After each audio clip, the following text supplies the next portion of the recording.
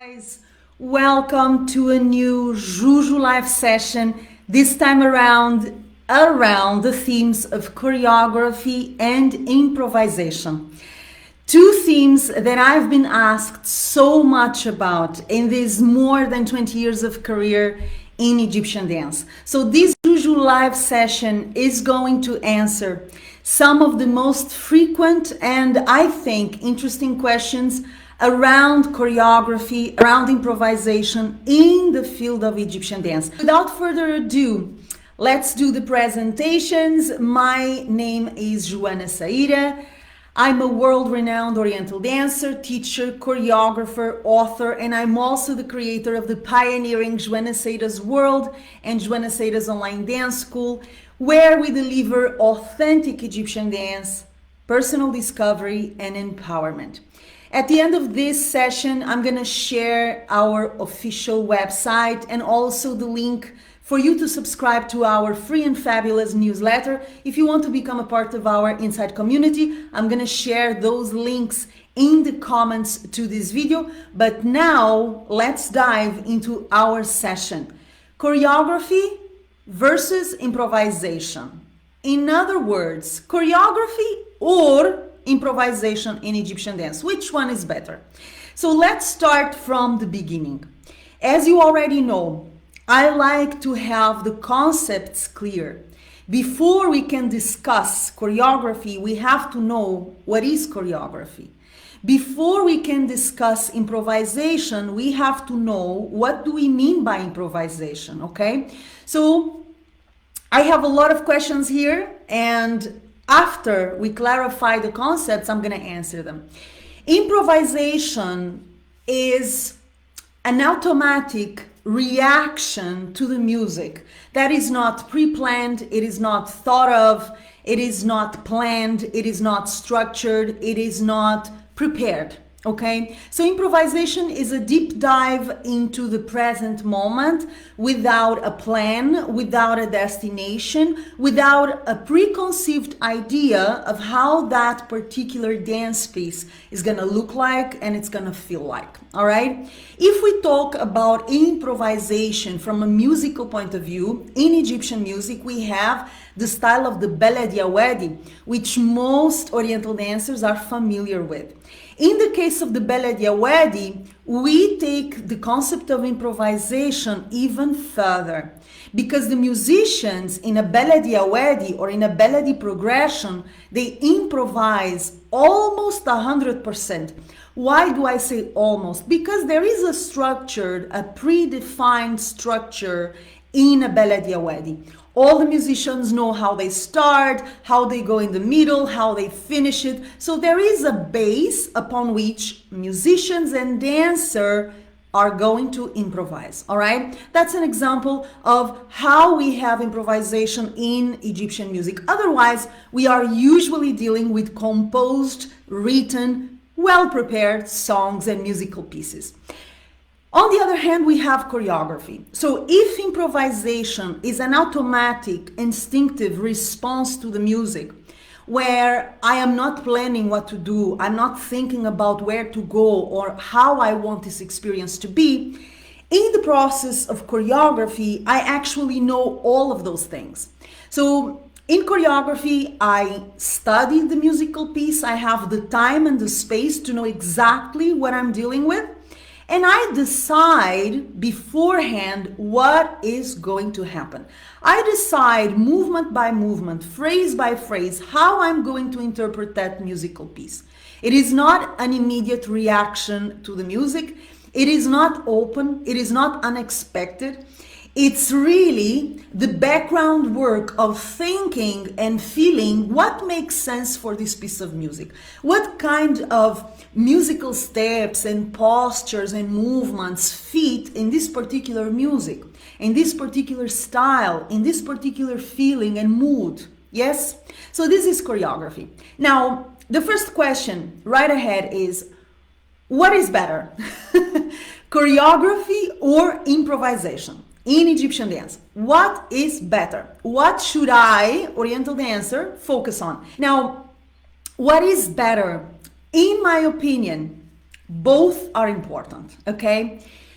Rest assured, improvisation is the natural state of Egyptian dance. And then again, some dancers will agree with me, some dancers will disagree. Obviously, I'm basing my answer on all the years of study and career in Egypt, right? So I started my path in Egypt as a student at first, and then as a professional dancer in Cairo, all over Egypt, where I was performing for almost a decade of my life. And my statement that Egyptian dance is naturally improvised, it is more comfortable in the state of improvisation, comes from my experience in Egypt, okay? Is it the same as saying that choreography has no place in Egyptian dance? No, that's not what I'm saying. So, first things first, choreography and improvisation are important for the education of a well-rounded Oriental dancer. This is my opinion. You need to be comfortable with improvising. You need to be comfortable with learning choreographies from other dancers, choreographers, teachers, and creating your own choreographies. Because when you deal with choreography, you can deal with two different situations. One is I learn a choreography from another person. The other situation is I am creating my own choreographies, okay? So in order to develop yourself, your skills, your self-expression, your technique, your musicality, your identity, I believe that you have to come to terms with both improvising and choreographing and learning the choreographies of professional teachers, all right? Now, it is also true, as I've already mentioned, that the natural way, the most traditional, instinctive way of practicing Egyptian dance is improvisation. By the way, all my shows are improvised. If you go on YouTube and you check a very, very tiny part of all the performances I've made in my life, millions of them, and I mean literally millions of them, in Egypt and in festivals around the world, none of the performances you will see is choreographed or was choreographed. I never choreograph myself for the stage, never, unless I have dances with me on stage. So sometimes in Egypt, I would have professional dancers opening my show with me. In that case, I would choreograph us, because when there's a group, there should be a choreography. I don't believe in everybody improvising at the same time and in chaos, okay? Chaos is nice as a part, a phase of your creative process. But when you present something professional, we're not interested in the chaos. I don't want to see the chaos anymore. The chaos is in the background. The chaos is the phase the artist goes through in order to reach order. All right. So on stage, when you have more than one dancer, I would highly advise you to choreograph for many reasons. All right.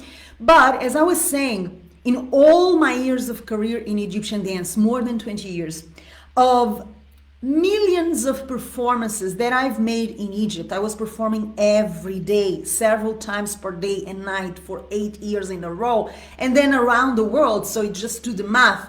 I have never choreographed myself solo. All the time I was improvising, and everything you can see on my YouTube channel is 100%, and I mean 100% improvised. Does it mean that I don't like choreography? No. I love choreography, but for specific reasons and in specific situations. Personally, and because I have a well-prepared, trained body, I believe that on stage, the improvisation serves me better than the choreography. At the same time, I love to choreograph for my students.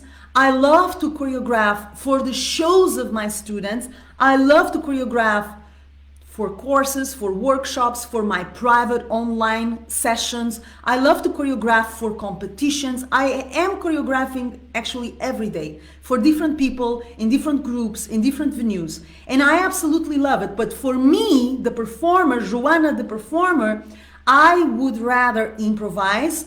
And this has to do with my own personal taste, my own personal preparation, my own personal way of operating. So I need to feel the audience, I need to feel the mood, I need to dance from the present moment, I need to connect with my instinct in order to connect to my magic as a dancer. So as a performer, I prefer improvisation. Does that mean this is the best solution for every dancer? No.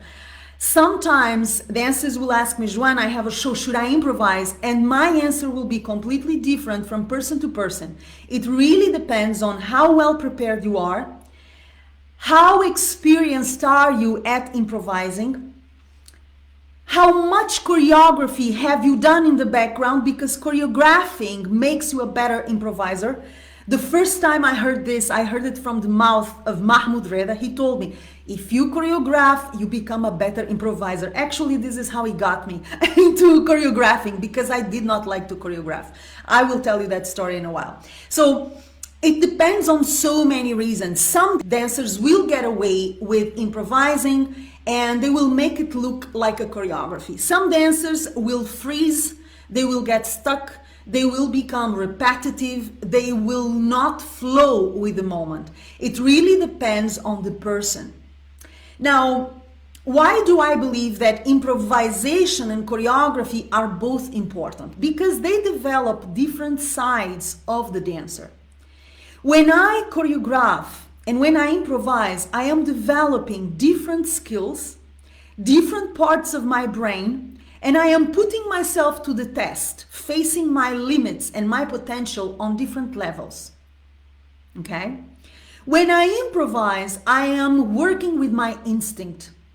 I am working with my intuition. When I improvise, I am working with the things, with the elements, with the knowledge my muscle memory has already retained. When I improvise, I am working with freedom. I am working with the unknown, with surrender, because I don't know how things are gonna work out.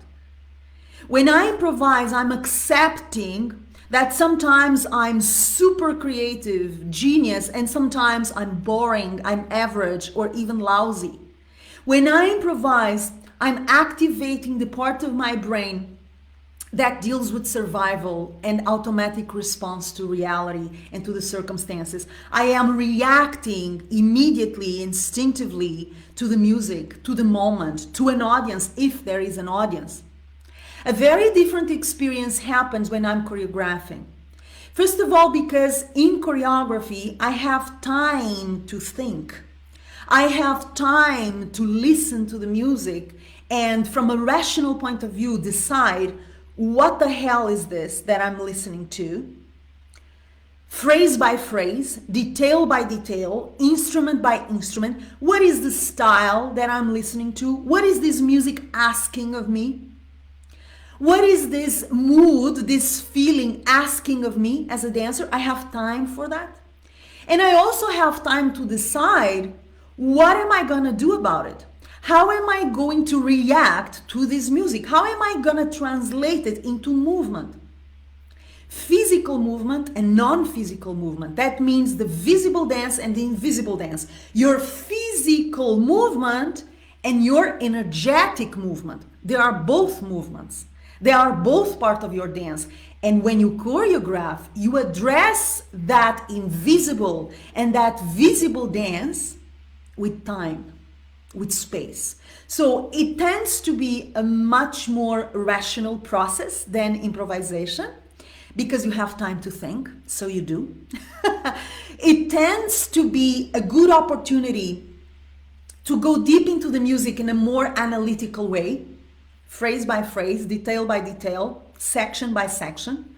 It tends to be an experience that, in my experience, is very humbling.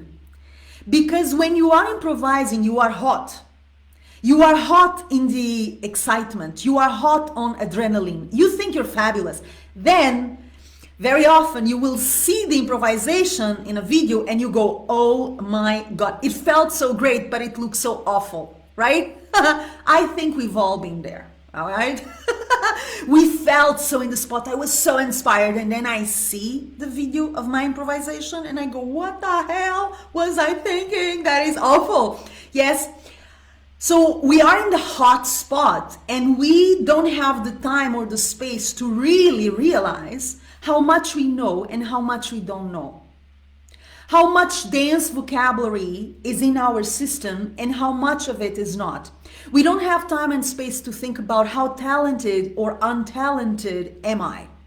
We don't have much time and space to think about how creative am I, how groundbreaking am I, or how boring am I. There is no time. And because we are so hot in the adrenaline of the moment and the reaction mode, we presume, we feel like everything we do is spot on. So improvisation can give you the illusion of a great performance, a great dance piece that may not be that great after all, okay, when you see it coldly. The choreography process, because it is a cold process, you are not in reactive mode. You are not operating on adrenaline and on immediate reaction. You have time to think, you have time to try things out. You have time to perhaps build a dance phrase, replace it, change it, improve it, eliminate it. There is a process of facing your limits and your potential as a creator. There is a time and a space that allows you to face those limits. How far can I go? How original can I be? How much of this language do I dominate and how much of this language can I reinvent? And that is humbling. I cannot tell you how many times I broke down crying, literally crying. And I know I'm dramatic, guys. I am dramatic. I never said I wasn't. I'm a very intense person, as you can see. I am intense, I am passionate, and I am dramatic. Okay, this is part of the reason why I'm an artist. So, and I'm also hot-tempered. So, naturally, I break down and cry while choreographing because I actually face my limits. Sometimes I'm stuck. Sometimes I'm choreographing something and I don't really like the result. Sometimes I give it my best and inspiration doesn't come. And for a second or two, I put everything in question. Am I that talented? Am I that good? I've been doing this for such a long time at the highest level. What the hell is going on? Why can't I create a choreography that surprises me, that excites me, right? So I find that choreographing is a humble exercise. It humbles you. It brings your feet into the ground and it really shows you who you are, what you can do and what you cannot do and how far you can go. And obviously every time you choreograph, there is an opportunity to surpass those limits, to go beyond what you have done before, right?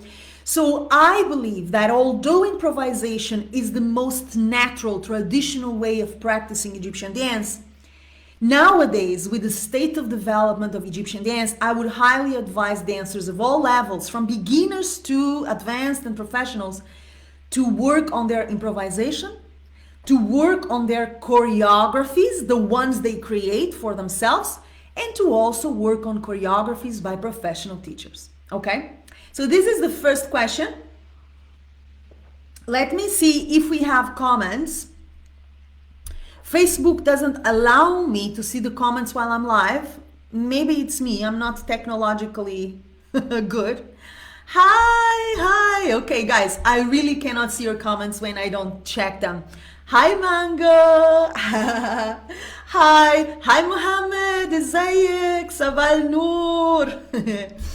Okay, guys, drop your questions. I will go once in a while to see your comments, okay? So second question, and I'm starting to read from my comments, from my notes, okay? So forgive me if I look down. I'm reading from my own notes, okay?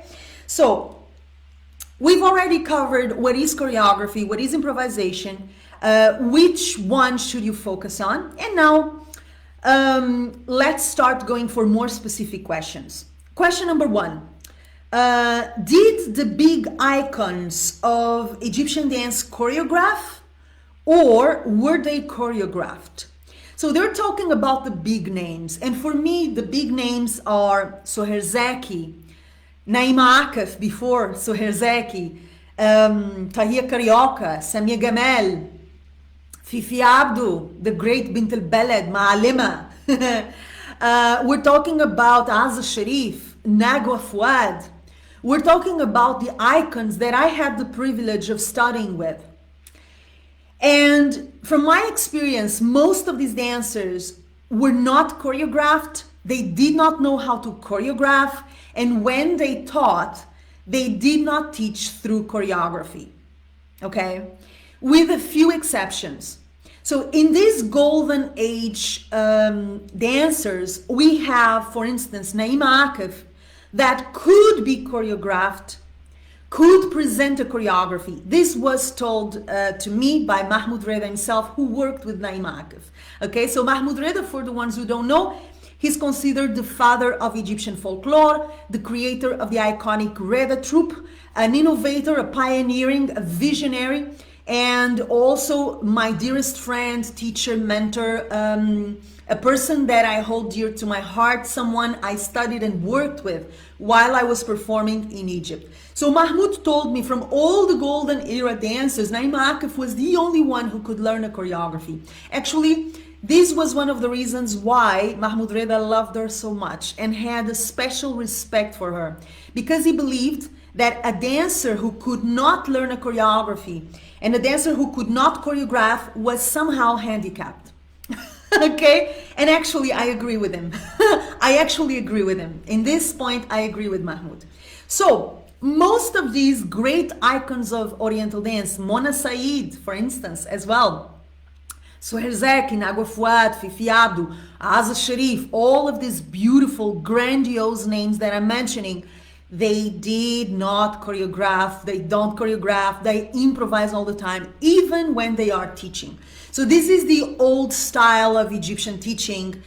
The teacher or the dancer will stand in front of you, dancing, improvising, and you follow them if you can. So it's like, good luck, have fun, see if you can catch me. That's the old style way of teaching. That's how I learned from these teachers. That's how I learned from Nagwa Fuad. That's how I learned from Suher Zeki, from Mona Said, from Azza Sharif. None of them choreographed. None of them taught me through choreography. They would just improvise in front of me and I would follow them, all right? Exception made to Nagwa Fuad, who in her day was choreographed in her professional performances. Exception made to Naima Akif, which I've already mentioned, and obviously exception made to Mahmoud Reda and all the Reda troupe dancers, who were obviously choreographed and very much focused on choreography.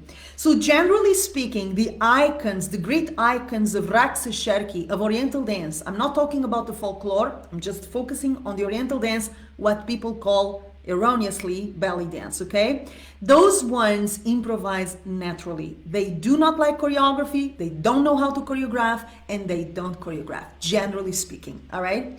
Which obviously is gonna tell us a little bit about the nature of Egyptian dance. And as I've already mentioned, I believe the nature of Egyptian dance is improvised, okay? That's the natural state of experiencing Egyptian dance, in my opinion, all right?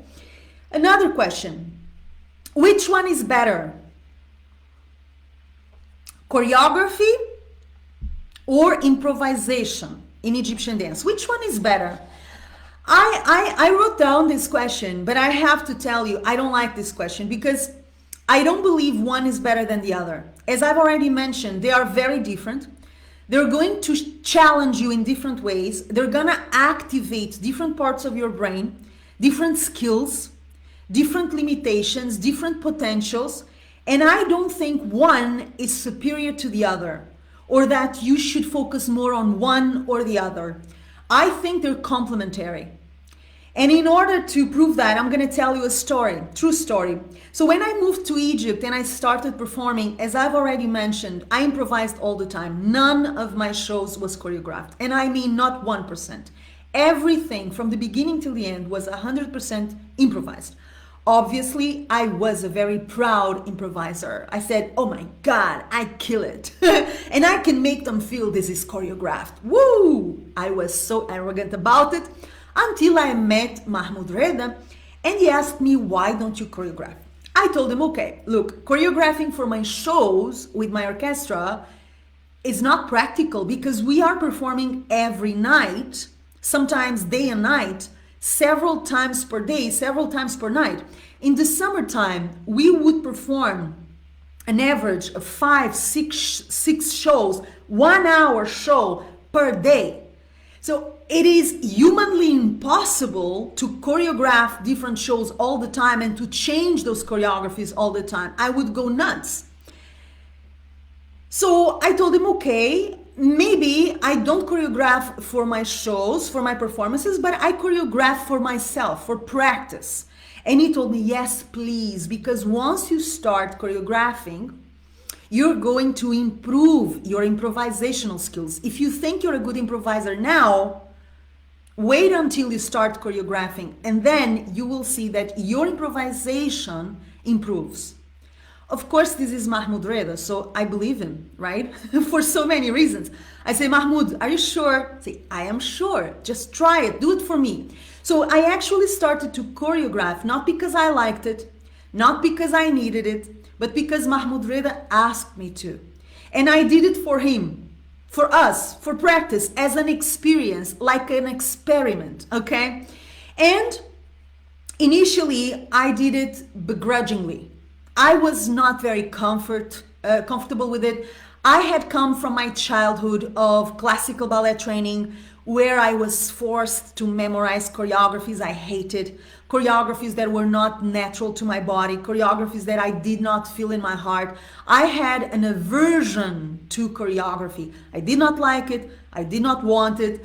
I was disgusted by it almost. And I felt that in Egyptian dance, improvisation had a superiority place in relation to choreography.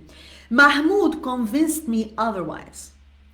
He told me, do it for us, do it for you, for me, just show it to me. So this is how I actually started to choreograph Egyptian dance.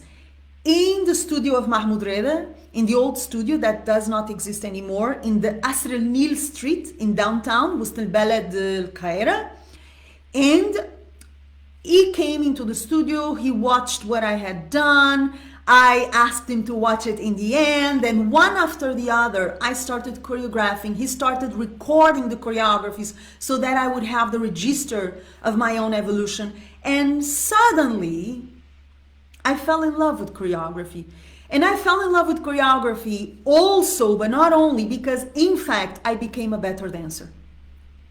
Okay? Independently of using or not using my choreographies, I was clearly becoming a better dancer. I had more confidence, I had more dance vocabulary, I had a better dominion of my body, of directions, of space, of movement, of creativity, of patterns. I grew exponentially. Obviously, it has a lot to do with the guidance of Mahmoud Reda. So these first years of choreography, they were followed and supported and guided by Mahmoud himself. He was always by my side giving me tips and giving me directions and giving me feedback and recording me. I have a few videos of my early choreographies actually recorded by Mahmoud himself in his studio. So he used to record it, edit it, upload it. He was such a proud grandfather. And he pushed me forward in the path of choreography because he believed I could be very good at it and because he believed that I would become a better dancer, and I did.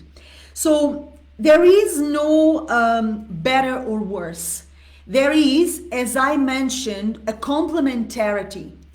Although in my heart, I am still an improviser, and this is where I find myself. I absolutely love choreography, and nowadays I work with choreography every day, or mostly every day. I'm always choreographing something for someone or for a group, for a course at our school, for my private coaching programs. It's rare not to choreograph for one day. I'm always choreographing something, and sometimes I'm choreographing 10, 15 pieces at the same time and teaching them to different groups and different people. So my life as a dancer grew exponentially when I accepted that choreography had to be a part of my development. It doesn't mean I prefer it. It doesn't mean I forgot about improvisation. It just means that I became more well-rounded, more complete. It just means that I moved into my uncomfortable zone. And for me, choreography was uncomfortable. Okay? What else? Do I have to learn how to improvise?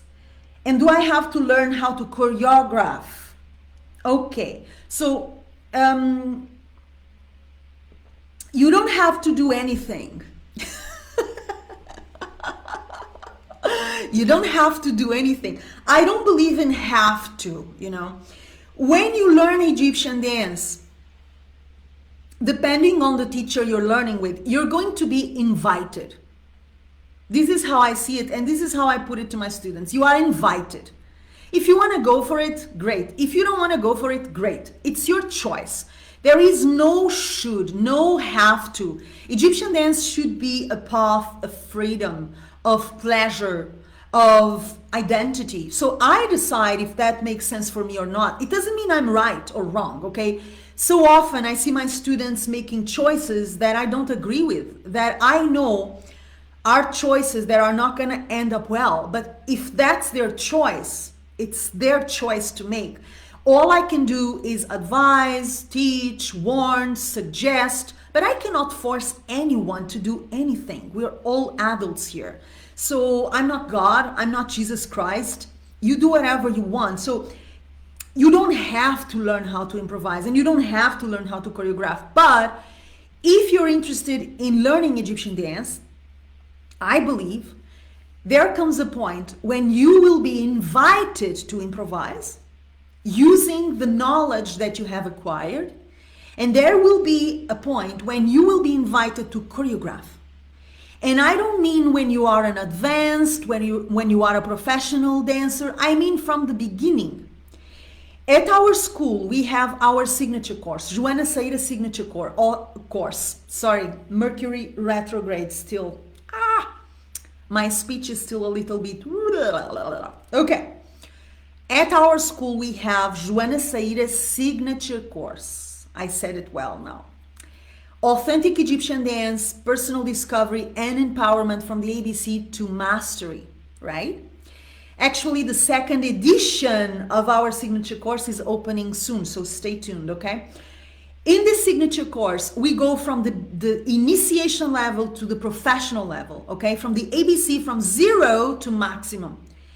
From the initiation level, my students inside our signature course are invited to improvise, to learn small dance combos, which can be considered small choreographies or the beginning of choreographies, and they're also invited to create their own dance combos, their own mini choreographies. So from the get-go, from the initiation level, even before they believe they have enough experience, even before they believe they know enough, they are already invited to improvise, to learn choreography, and to choreograph for themselves. So in my method and in my perspective, although you don't have to learn anything, you learn whatever you want, when you're ready, when you want, if you want. I believe that if you really want to know the dance, there is no escape. You have to improvise and you have to choreograph and be choreographed. Now, of course, there are a lot of dancers who don't like this. Why? Because aside from improvising, choreographing, or being choreographed, you also have what we usually call practicing technique. Okay? So you are given a movement and you repeat it. You are given 1-2 movements, something simple, or a posture, you repeat it. But this is scattered information. This is not dance. The vocabulary is not the language. The vocabulary is part of the language. If you want to know the language, you have to use the vocabulary. The only way to use the vocabulary, to stitch one word to the other and actually speak and actually express yourself, is to learn one movement and connect it with other movements. So this is a piece of vocabulary. This is another piece of vocabulary. This is another piece of vocabulary. In order to talk, in order to say something, I cannot repeat this movement or this movement till exhaustion or this movement. I actually have to go, hello, How are you? I love you. Ayuakeda. I actually have to connect the movements as if they were words. This is how we communicate. So if you are so focused on movement by movement, because it's the easiest thing, of course, that's the easy part. And if you reject improvisation because it's uncomfortable, and you reject choreography because it's uncomfortable, you are sabotaging your development as a dancer, and I would even go further. You are sabotaging your development as a human being because you're not getting out of your comfort zone. You're doing what is easy for you, what is comfortable for you, what does not put you in the hot spot, what does not test your limits and potential. And we only grow through fire. The only way for me to expand and grow is to go through the fire of discomfort. I am discomfort. I'm not I am discomfort. I feel uncomfortable when I have to improvise because I'm in the hot spot. I feel uncomfortable when I am learning choreography because I am in the hot spot in a different way. I am uncomfortable when I have to choreograph my own piece because I am put on the spot, the hot spot, in a different way. So I'm gonna run away from it and I'm gonna keep doing the easy stuff. I'm not growing. I am not challenged. I am not pushed. My structure, what I know and what I think I am and what I think I can do will not be challenged. Therefore, I will not expand. I will not evolve. So although you don't have to learn anything, you are invited to learn improvisation and choreography. Okay? It's always an invitation, guys. It's always an invitation. Nothing is an obligation. I believe in Egyptian dance as in life, nothing is an obligation. You do whatever you want unless you're 5 years old and your mommy decides for you. So if you're an adult, you're not forced to do anything. You can go right, you can go left, you can learn superficially, you can learn deeply, you can do whatever you want. But the invitation is there for you to get out of your comfort zone, wherever your comfort zone is. And for some dancers, the comfort zone is improvisation. For some dancers, the comfort zone is choreography. Some dancers prefer to practice only movement by movement. Everybody has a different comfort zone. The important thing is for us to get out of the comfort zone and accept being put through the hot spot, okay? And that's exactly how we grow. So let me take a look here. Hi, Lucilia. Hello. Hi, Morag. Good morning. Good morning, guys. Thank you for attending live. And yalla, yalla. Keep your questions coming, okay? It's not like I don't have enough questions. I'm flooded with questions. But bring your questions. If I don't have time to answer them now, I promise to address them, okay? In the future. Another question, what is the natural tradition way of practicing Egyptian dance? Is it improvisation or choreography? Well, I've already answered this one. The natural way is arguable, but the most traditional way is not. In Egypt, usually people improvise, okay? So choreography is a relatively recent phenomenon in the field of Egyptian dance, especially Raqs al-Sharqi, okay? So in past generations, as I've already mentioned, Oriental dancers would improvise mostly. Sometimes in movies of the golden era, for instance, you will have some choreographed sections, especially with groups, but most of the time, Oriental dancers would improvise, and they were unable to choreograph or be choreographed with very few exceptions, all right? So the traditional way of practicing Egyptian dance, I believe it is improvisation. But choreography as a recent phenomenon in Egyptian dancers of my generation and also in Western dancers is an interesting phenomenon that I believe has brought so many benefits to the dance and has allowed the dance and the professional level of the dance to be uplifted. Okay? So although improvisation is the most traditional natural way of practicing Egyptian dance, choreography has brought, especially in recent years, a lot of evolution to our dance field, and I really love that. I'm very grateful for it. Now, can amateur dancers be choreographers? Okay, so by choreographers, do we mean professional choreographers? Because if we're talking about professional choreographers, I don't believe amateurs can be professionals. You're either an amateur or a professional. Okay? Amateur, as the name implies, is someone who loves the craft. I do it because I love it. I don't do it because I live from it or for it. I don't do it because this is my profession. This is my livelihood. I do it because I like it, when I'm in the mood. This is an amateur, okay? A lover of Egyptian dance. And I believe that professionals should be amateurs all their lives, okay? I love Egyptian dance more today than I loved 20 years ago. So I am an amateur, but I'm also professional. I don't think that everybody can be a professional choreographer, because although everybody can choreograph, not everybody can be really good at choreography.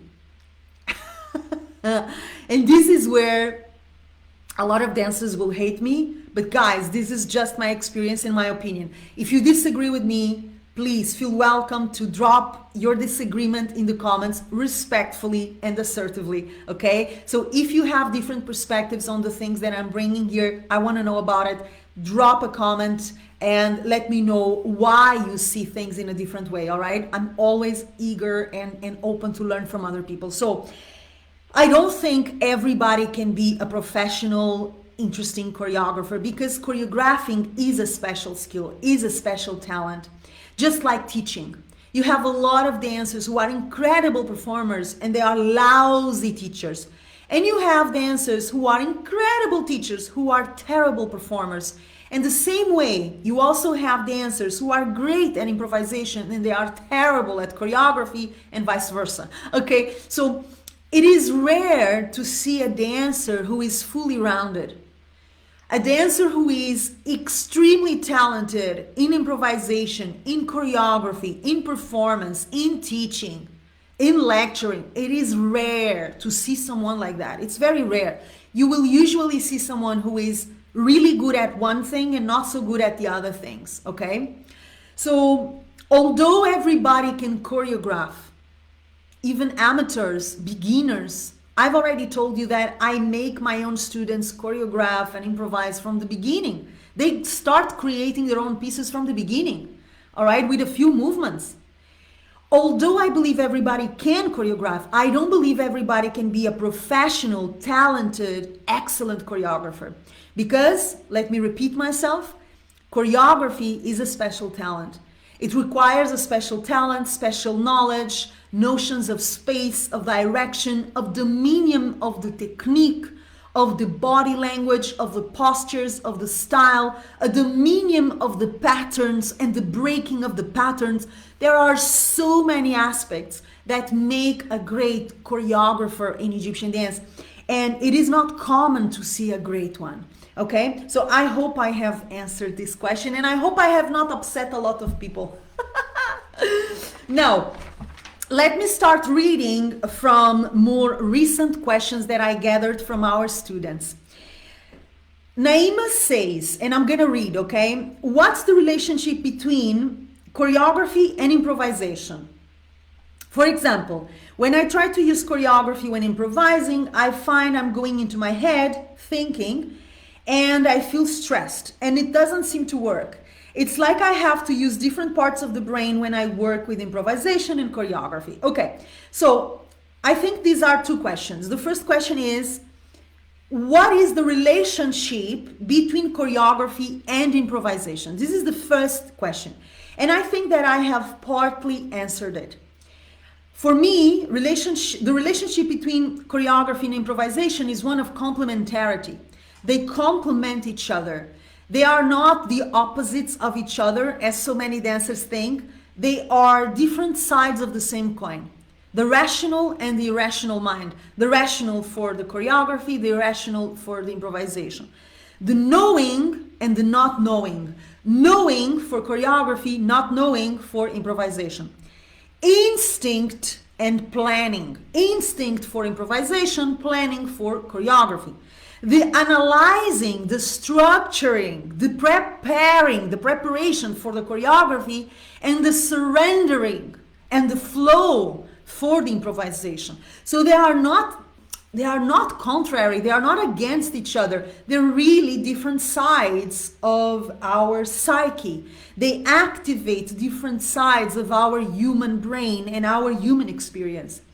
And the more I jump from one to the other, the more I develop myself as an Oriental dancer and as a person.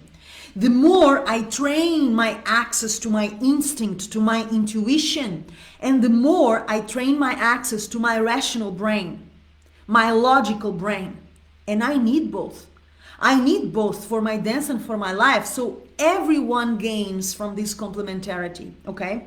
Now, what Naima mentions is something that a lot of dancers do. I don't do it often, and I don't ask my students to do it often because I do believe this can be confusing. So what is that? You put pieces of improvisation inside a choreography, right? You've heard about this. You have probably done it.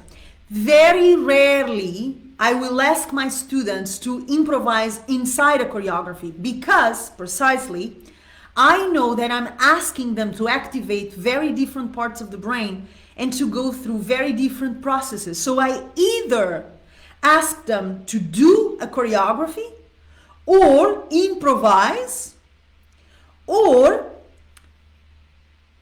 choreograph the end or the beginning of one of my choreographies. But the distinction between choreography and improvisation, in my opinion, is one that we need to make most of the time. When you try to put improvisation inside of a choreography, your brain gets confused. What are we doing? Are we free? Are we reactive?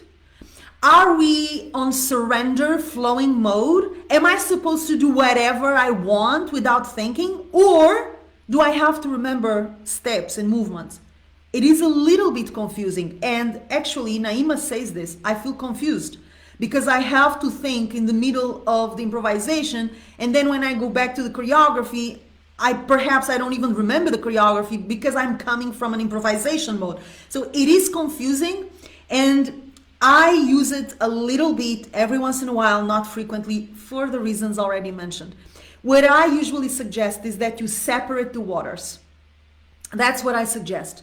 So every once in a while you can break this rule, but for most of the time, either improvise fully and be totally open and go wild and go crazy and see where it takes you, and don't stop that flow with the thinking of choreography, or choreograph fully, be on that state, be on that analytical, structural, planning, thinking space, or learn the choreography of a professional teacher. That's also gonna develop specific things in the dancer that you are when you learn a good choreography that was created by another person, because suddenly you are forced to see the music and interpret the music through the eyes of another person. And that can be challenging and very rich, very important for your development. Also very uncomfortable. Okay. Now, Annette Maria, another question. She says, I saw someone having difficulty learning choreography on your website. So someone at our website mentioned they have difficulty learning choreography. And that it's me, had explained something about sacred geometry, which helped a lot. Can you explain this again, please? Okay, so I'm not going to make a lecture on sacred geometry because that would be an entire new Juju live session. But here's what I can tell you. When you learn Egyptian dance, at least with me, you start learning sacred geometry and geometry at large. We start learning through patterns and designing patterns and visualization and connecting those patterns that I see in my head with the physical movement. So we start to bring the head with the body together, yes?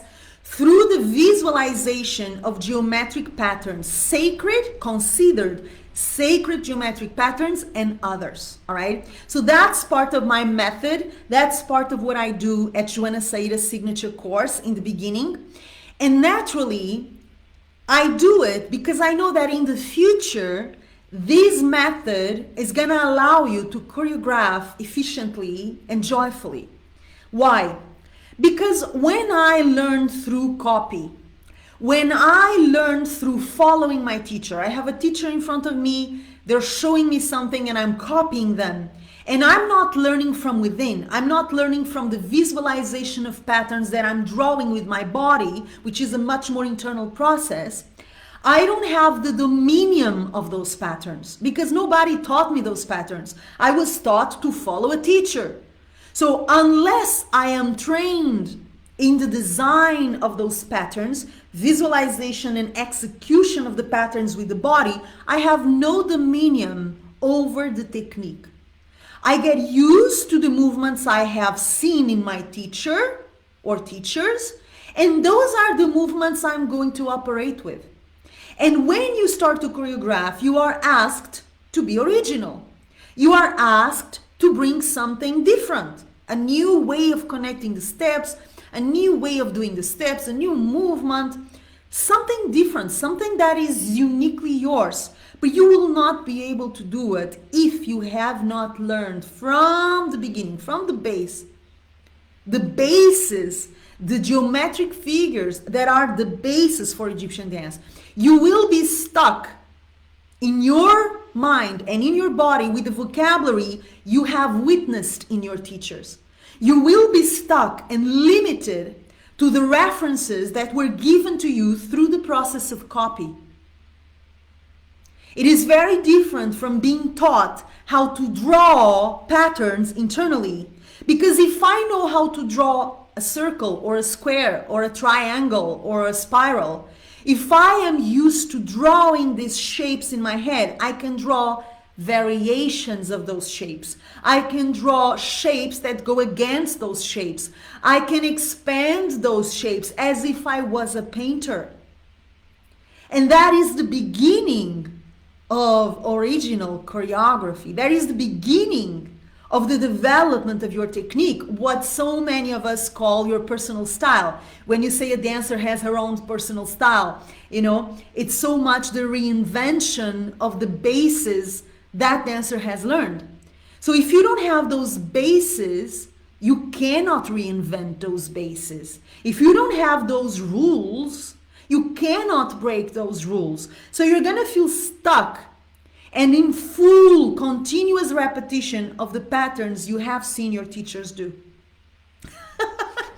What a bummer, right? Because most of us are taught that way, right? I was taught that way. I was taught through copy and following. So the method that I use, my method, is something that came from my experience, came from within, and it came from my frustration as a student. That suddenly I realized that following and copying was not the best policy. It was not giving me what I needed as a creator, as a dancer who likes to evolve and do better and keep doing new things and breaking rules and breaking grounds, So a lot of the innovation and the originality that you can and probably should bring to your choreographies comes from learning the basis of Egyptian dance through geometry, visualization, and the connection between visualization and physical movement. If you don't have that, I believe you're going to feel limited and you're going to become a sort of a copy of your teachers. Not good. Not good. Not good. Copies are never good. Let me see what you are saying over here. Let me see. So, Morag says the sacred patterns have really resonated with me. Yes, Morag is in the first edition of our signature course. That's what she's speaking about, I think. Hi, Naima. Naima says, thank you so much. That is so helpful. Yeah, sure. Hi, Sylvia. Hi, Sylvia. Mango says, you are fully rounded. It's incredible. Amazing dancer, teacher, improviser, and choreographer. Thank you, honey. Thank you. I try. I'm better at some things than others, you know, but I give my best in all areas. I do my best. I don't excel at everything, I don't think, but I do my best. So another question, Jihan Sakakini asks, I prefer to create choreographies, which is easier for a creative and hard-working person like me. On the other hand, my head is blocked when I'm improvising, maybe because I'm a person who thinks slowly, or maybe because I'm a perfectionist. Okay, so I'm gonna break this down into two parts. First, Jihan says, I prefer to create choreographies, which is easier for a creative and hardworking person. I will disagree with Jihan over here. I don't think that choreographies are better because someone is particularly creative or hardworking. I know a lot of hardworking creative dancers who prefer improvisation, myself included, okay? As I've already mentioned, I was a freak of improvisation. I rejected choreography for many years, and I consider myself a creative person, and I'm certainly a hardworking person. So I don't think there is a relationship between being very creative and hardworking and choreography. You can be very creative and hardworking and prefer improvisation, all right? So let me disagree respectfully with you, Jihan. I don't see a direct link between creativity, hardworking, and choreography, all right? You can be an improviser and be extremely creative and extremely hardworking. Another part of this feedback. On the other hand, my head is blocked when I'm improvising. Maybe because I'm a person who thinks slowly, or maybe because I'm a perfectionist. All right, so I love what Jihan is saying here. And I think here she hits the spot, or at least part of the spot. I'm blocked when I'm improvising. Let's just focus here. So many dancers are blocked when they improvise, right? I've seen it happening thousands of times. Thousands. I ask dancers to improvise either in a festival, in a live workshop, in an online workshop, in a private coaching session, and people freeze. And they freeze, they get stuck for many reasons. Sometimes they're just shy, they're nervous, they feel they are on the hot spot and they don't want to disappoint the teacher, or they don't want to make a fool out of themselves if they feel they're not ready, they're not prepared. And then again, so many dancers suffer from impostor syndrome. They feel they're never ready. Even dancers who have studied for so long and they're so creative, so beautiful, they feel deep within, I'm not ready. And that can be a block, that can be a huge obstacle in their improvisational experience. Because if you believe you're not ready, and then again, some of us feel we're not ready forever. You know, I'm never ready. When I take that class, when I take that workshop, then I will be ready. And then the moment never comes, right? The moment never comes. Guys, so let's assume we are never ready, okay? Let's assume we will never feel ready fully. I don't feel ready fully, okay? But if you use that as an excuse to block and to freeze and not go for it, you're not going to do anything in your life. Okay? Because this I am not ready transpires to other sides of our life. How many of us have thought and believed, I'm not ready for this relationship, so I'm not going to go for it. I'm not ready for this project. I'm not ready yet.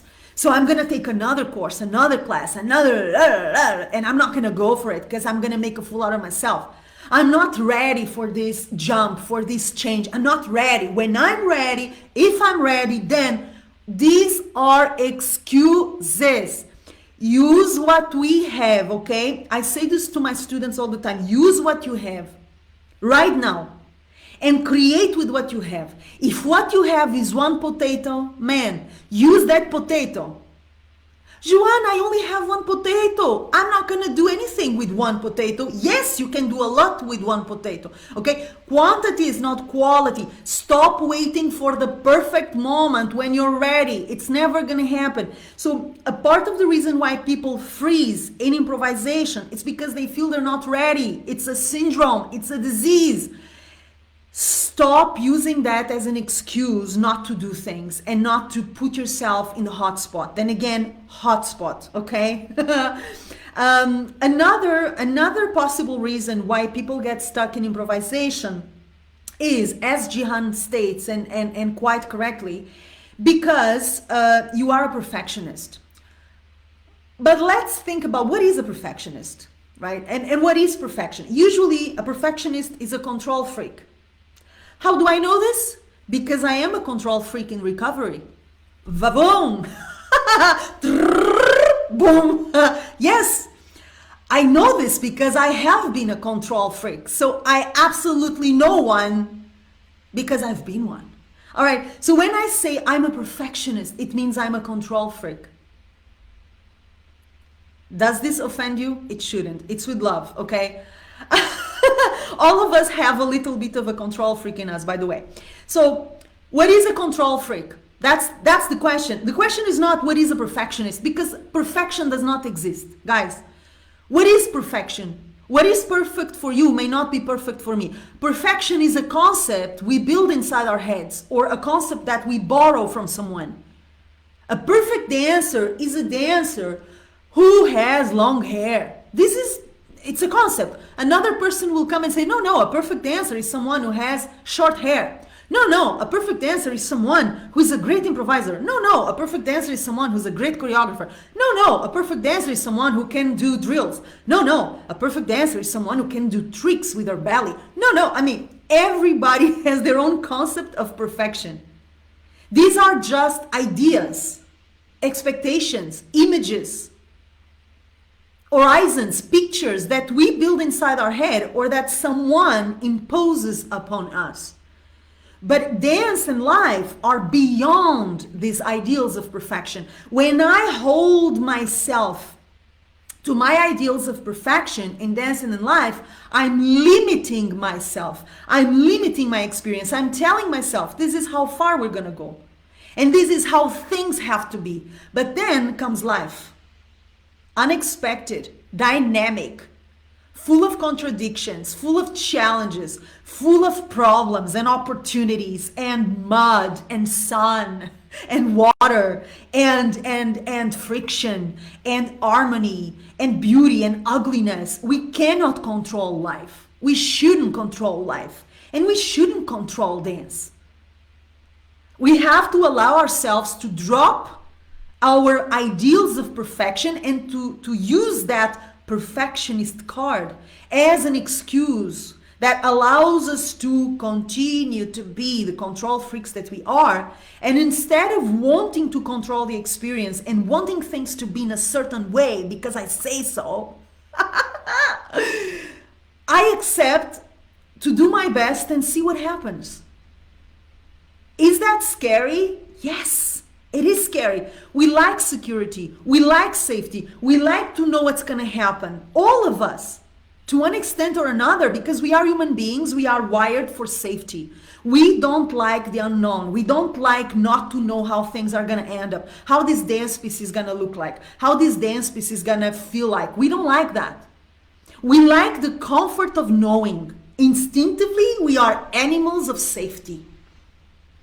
We don't want the adrenaline to get up because we don't know what's going to happen. It's uncomfortable, but it is the only way we can evolve as dancers and as human beings. Drop that illusion of perfection and allow things to be whatever they are, okay?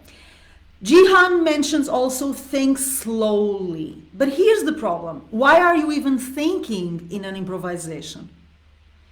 And I'm asking this to Jihan because that's her kind question, but I'm asking this to all of us, right? Why are we thinking in the first place? If improvisation is an instinctive, intuitive reaction to the music, why am I even thinking? So thinking slowly or thinking fast is a non-question in improvisation, because I'm not supposed to be thinking, where do I go? What do I do? Where do I stop? Which trick am I gonna use? Which direction am I going to use? Which movement am I going to use? Which coordination am I going to use? What do I know? What I don't know? What is this music? What is it saying? This is not the right place for this thinking. The right place for all of this thinking is the choreography. When I'm improvising, I should be present in my own silence, in my own existence right now, owning what I am, what I know, how I am right now, my mood, yani mazegi, my mood, my state of affairs. If I'm sad, if I'm happy, I'm using what I have. I'm listening to the music as if the music was a person talking to me, and I answer as if I was in a dialogue. When you meet a stranger and you engage in an interesting conversation, do you stop to think about your answers? The stranger asks you, "What's your name?" And you tell them, "Wait a second, let me think about that. What is my name?" No, you answer, "My name is Joana." It's automatic. You're not thinking about it. It is a flow, a dialogue, a direct, unplanned, uncontrolled dialogue between music and dancer. So the question that Jihan brings of thinking slowly or thinking fast is a non-question. It should be a non-question in improvisation, because you're not invited to think while you're improvising. You're invited to feel. And you're invited to react instinctively to the music. Okay? Now, another possible reasons why people get stuck and frozen in improvisation, it's because we are so afraid of making mistakes. And when we're improvising, we are more bound to make mistakes because nothing is prepared. So we can make mistakes, we can be repetitive, we can be boring, we can be weird, we can be genius, we can be anything, we don't know. And then again, we don't like not to know, we like to know. And we like to defend ourselves and to defend our image and our ego. So improvisation can be a strike to the ego. Let me see who you are when you're free and when you're not preparing to show your best face. Let me see what you do when you have not pre-planned what you're gonna show to the world.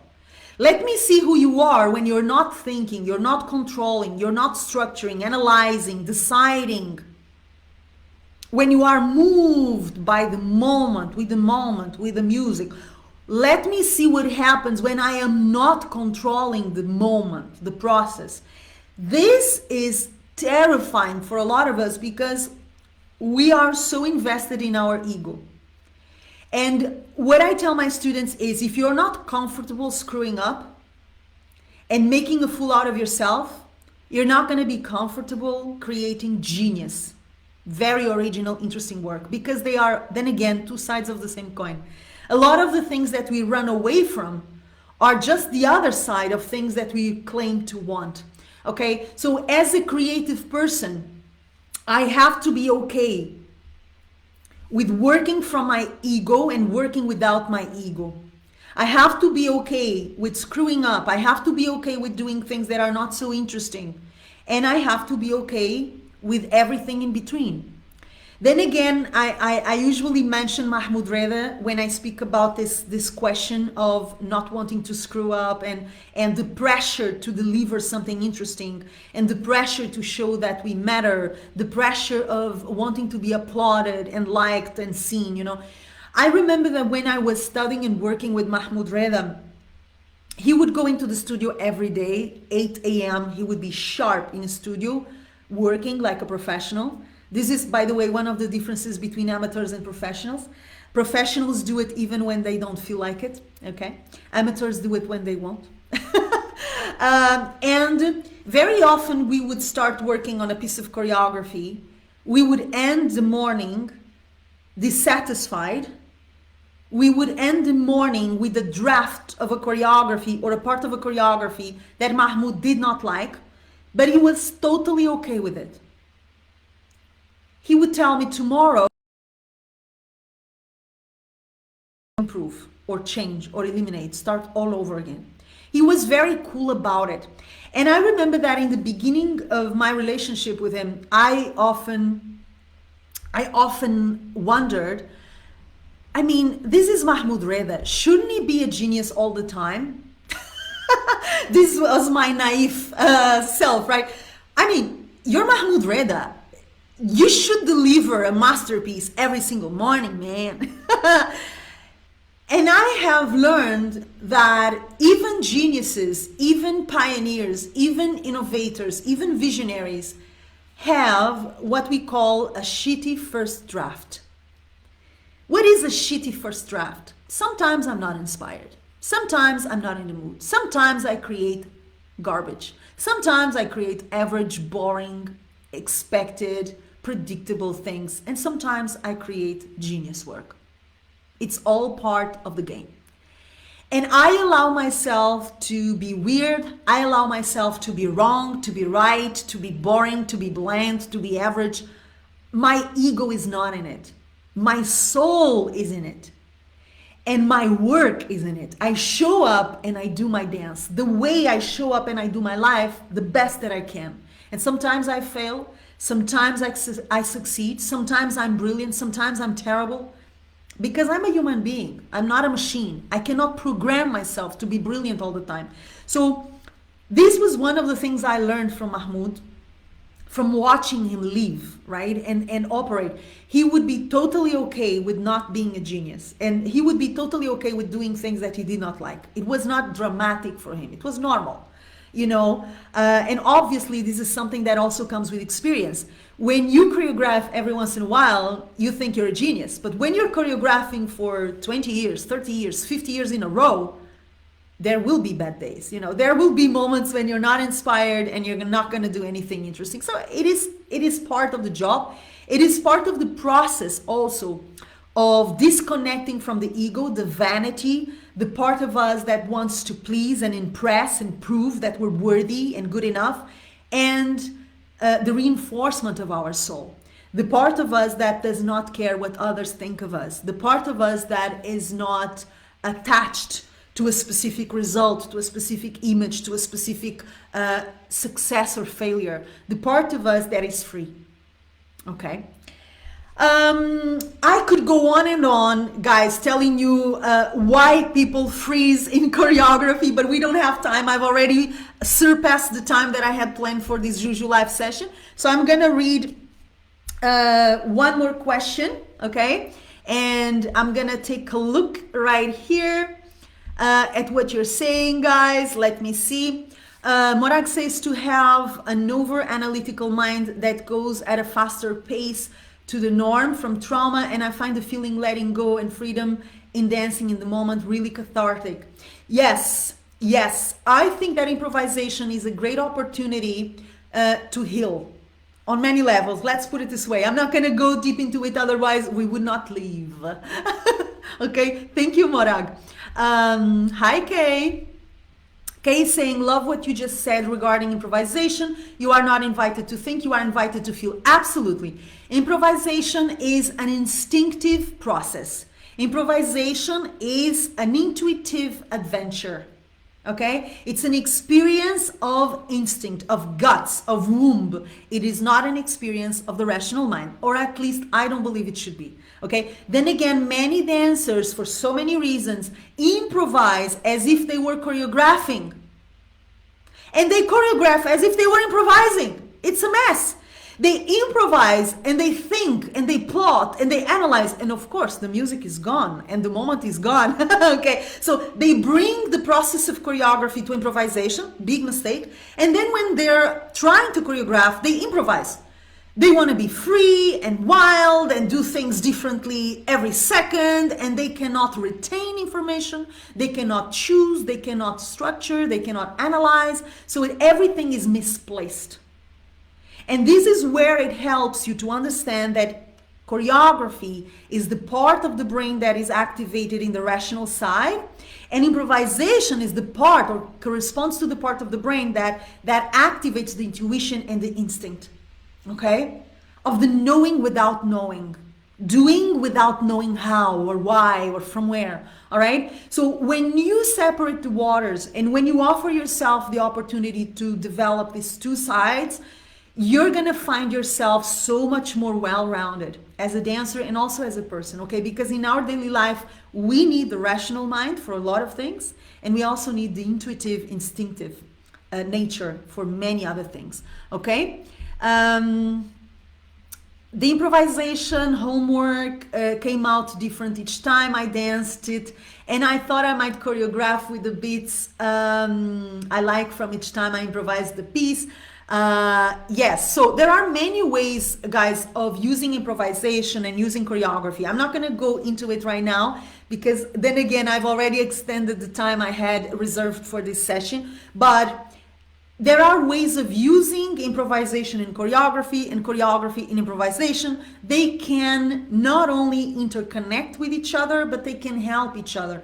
So very often you can use parts of improvisations for a choreography. Very often you can use parts of a choreography for an improvisation.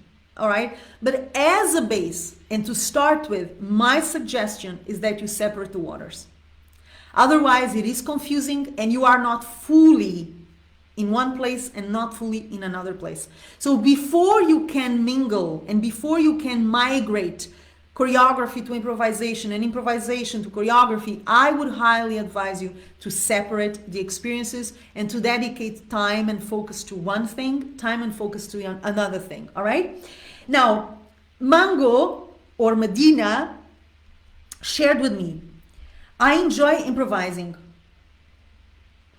I attend technique classes and enjoy them a lot, but have noticed that I really dislike class when we're made to do choreography. I just don't enjoy it, and I also struggle with remembering the choreography. If I could skip them all together, better.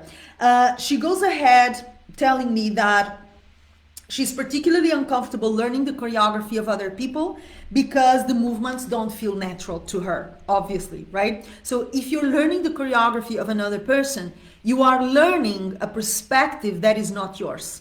Actually, that is part of the challenge, part of the fun, and part of the goal of learning choreography from another person, is that you are seeing the music and experiencing the music from the point of view of another person, not from your point of view. Naturally, you would choreograph it differently.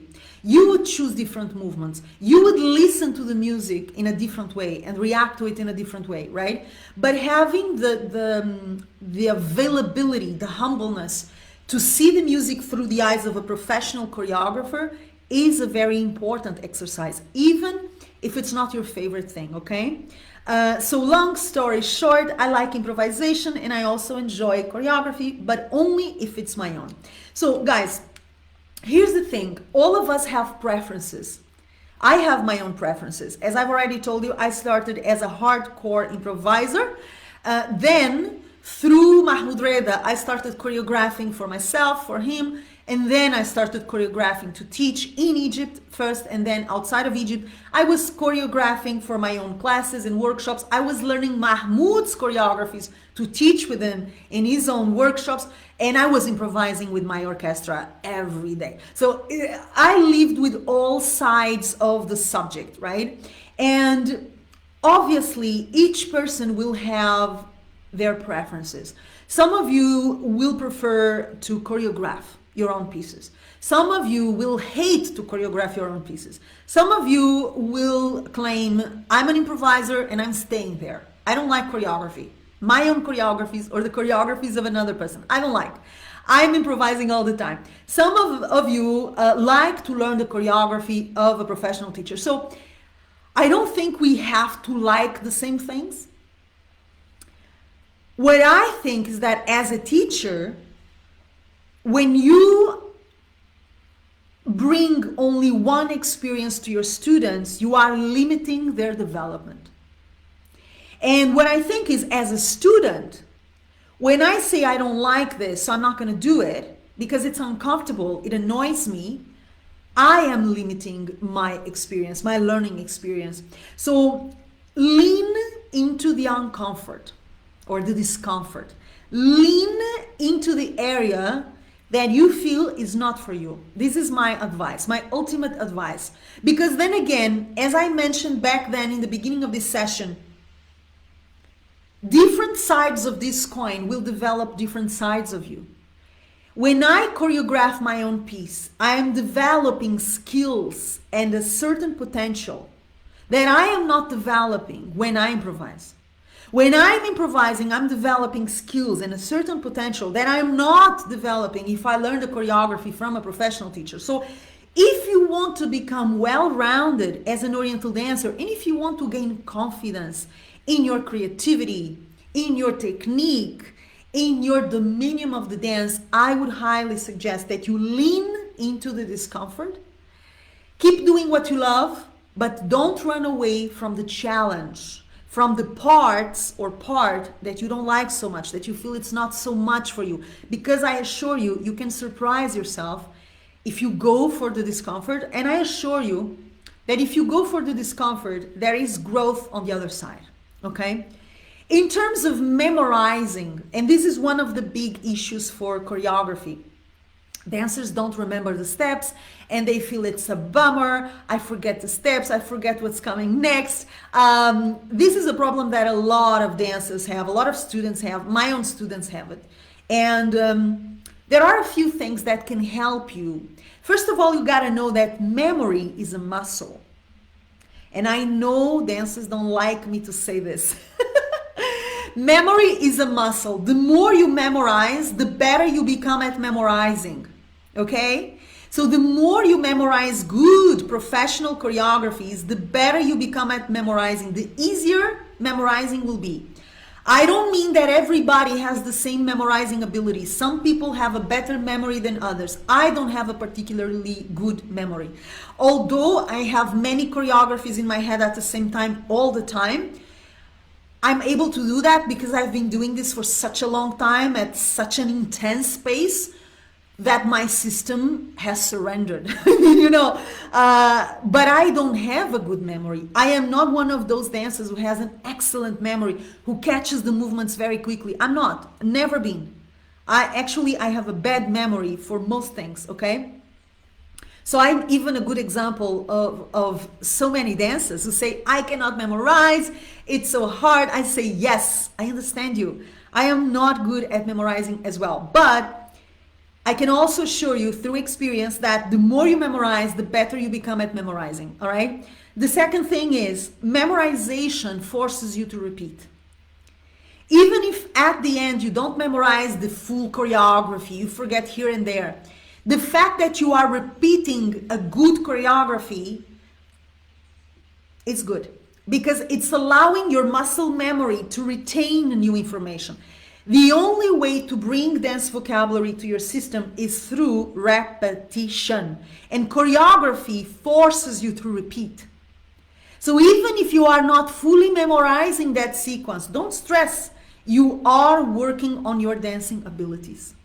So jump into it, have fun, and once again, lean into discomfort, okay? Learning Egyptian dance is a beautiful process. It can be a life-changing adventure, but it all goes down to how much do I want to open up and how much do I want to grow. And if you want to grow, you have to dive into the discomfort, okay? So I'm going to read the last comments and I'm going to close the session because we went so much overboard. Oh my God. Mango says only you, Joana, can make learning choreography look appealing to me.